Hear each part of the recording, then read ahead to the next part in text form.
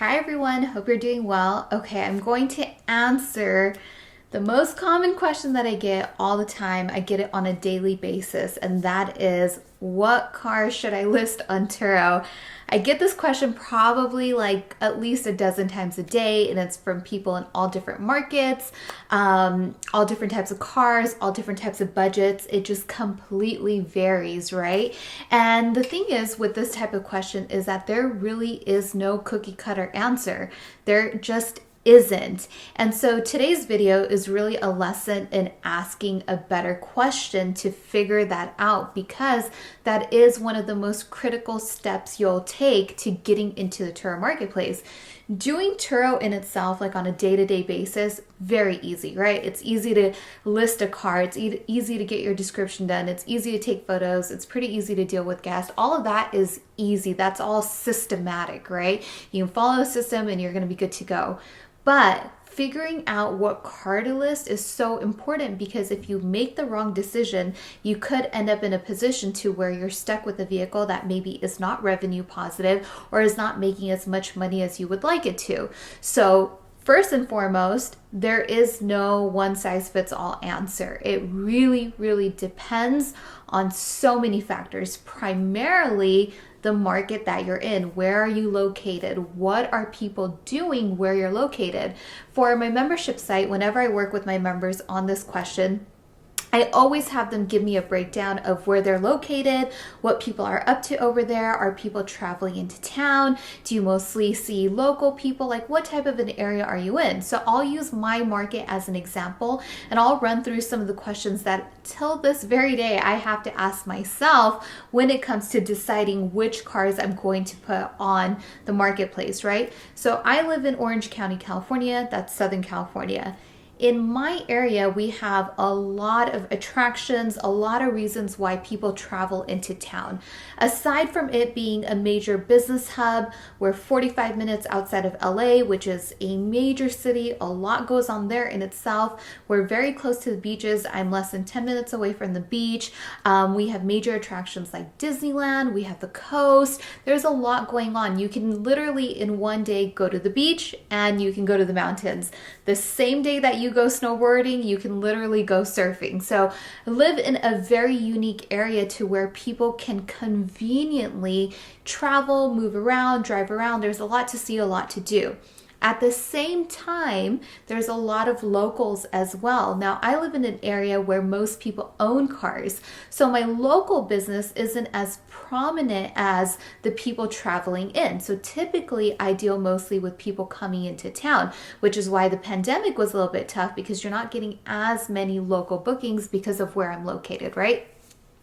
So when it comes to thinking about a car, I think a lot about what type of people are traveling into town and what are they doing, what are they up to, where are they going to. Probably the most common thing that I see in my area is when people come to town, it's a lot of couples or it's a lot of families. Maybe they're going to Disneyland, maybe they're going to the beach cities. If they're going to the beach cities, they're typically staying at a nice resort, which is quite expensive, which means they have quite a bit of disposable income to spend on a trip like this. And if they're willing to go to beach cities and stay at these nice hotels, which is what this area is known for, then they're willing to spend a little bit more for a nicer car to match the overall experience of their trip. So that's a very important question to analyze about your area, is what are people up to? Where are they going? What are they doing? And roughly what kind of money are they gonna want to spend while they're there? Now, of course, in any market, you probably get some of everything, right? But you want to figure out where can you really gain an edge in your market? Who can you cater to? Now, let's say you're in an area like LA, right? Where there's lots of hosts, lots of different types of cars, there's a lot going on, so it's highly competitive, which a lot of markets, especially in the big cities, have become like that. So I get a lot of questions like, what do you think about listing a Tesla? There's so many Teslas in my area, or a BMW, whatever it might be. So you got to really think deeply about where you can carve out a little wedge for yourself in that market. I was doing this earlier last week with one of my members, and he's in a city right right outside of Boston, and I'm gonna say the name wrong, but somebody correct me on how to say this, but I believe it's called Worcester. So he's right outside of Boston, about 45 minutes, and it's very similar to how, from my understanding, how Orange County and LA is. So I could really relate to the market that he's in. And so after I got to talking with him, I was trying to get to the bottom of where can he create a little edge for himself? Where can he, find a corner of the market where he can specialize?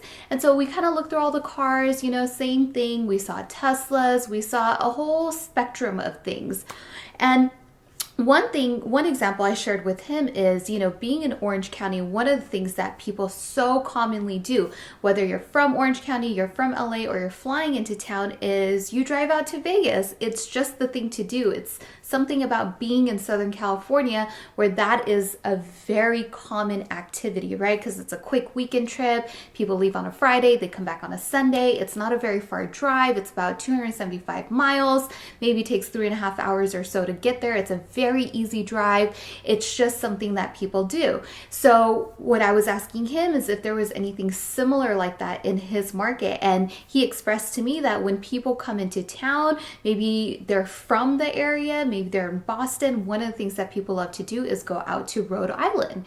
Rhode Island is a great destination spot, lots to do there, great for vacationing, and people are probably spending a little bit of money if they're going to Rhode Island. So then what I had him do is, okay, what you want to do next is really do some research on the platform. This is where I think people really skimp out on putting in the time and the effort, is that yes, you can do a search and just at face value look at all the cars that pop up, but anyone can do that, right? But it's the time that you take to go into each listing, to read the host's descriptions, to go through their settings and see really who they cater to. What airports do they offer delivery to? What hotels do they offer deliveries to? How many miles do they give people? In their reviews section, what are guests saying about the experience that they're having with this host? All of this stuff literally paints a picture for you to help you make a better buying decision for what car is going to meet the needs of your market and where you can create an edge for yourself. So these are the questions that you have to ask yourself is, what market is not being catered to right now?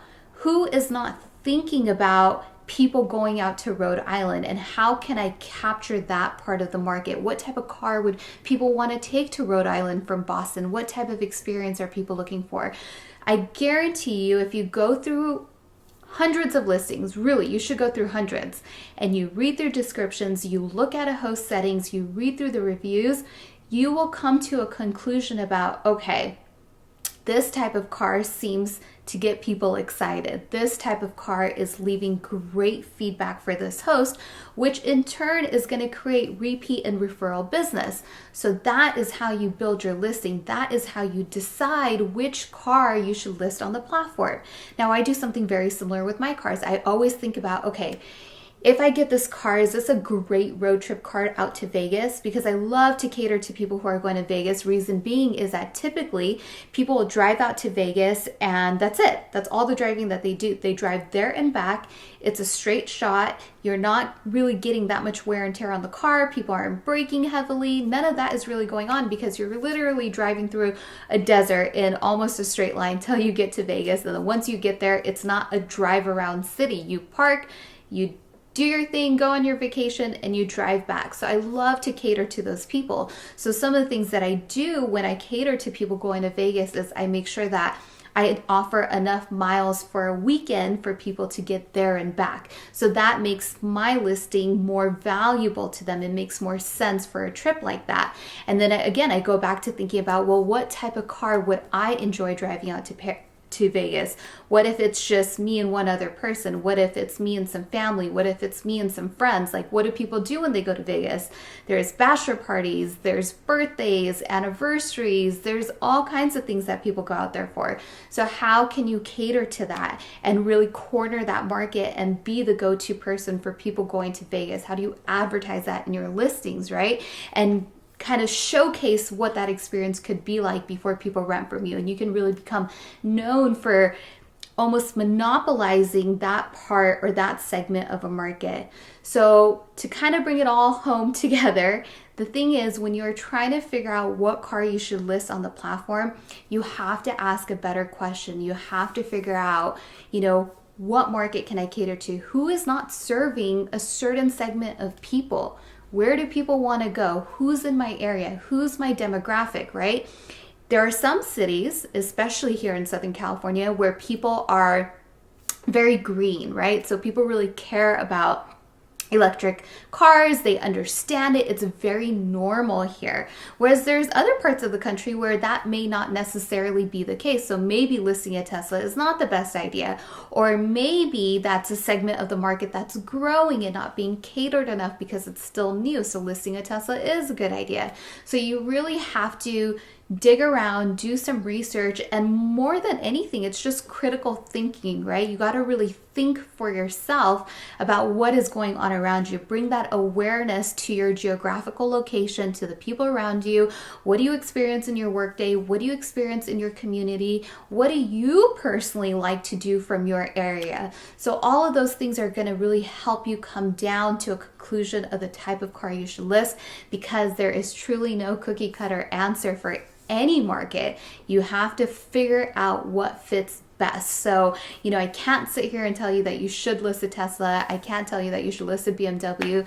Maybe you should list a new Bronco. Maybe you should list a C8. I don't know. It depends on where you're located and the people that you are serving. So take the time and put in the effort and just critically think about what's going on around you. And I guarantee you that that will allow you to figure out what car you should list on the platform. And I literally, till this day, even knowing my market as well as I do, whenever I go to list a new car, these are the things that go through my mind. I have to think about them over and over and again until I figure out, okay, here's a segment of the market that's not being catered. This is where people are trying to go. This is what they're trying to do. Let me find a car that fits that need so that I can really corner that and not worry so much about competition. So hopefully you guys find this video a little bit helpful, since this is such a commonly asked question. And on that note, thank you so much for watching, you guys. Once again, my name is Saimah. This is Saimah's Experience. And if you like this channel, be sure to subscribe. Take care, guys.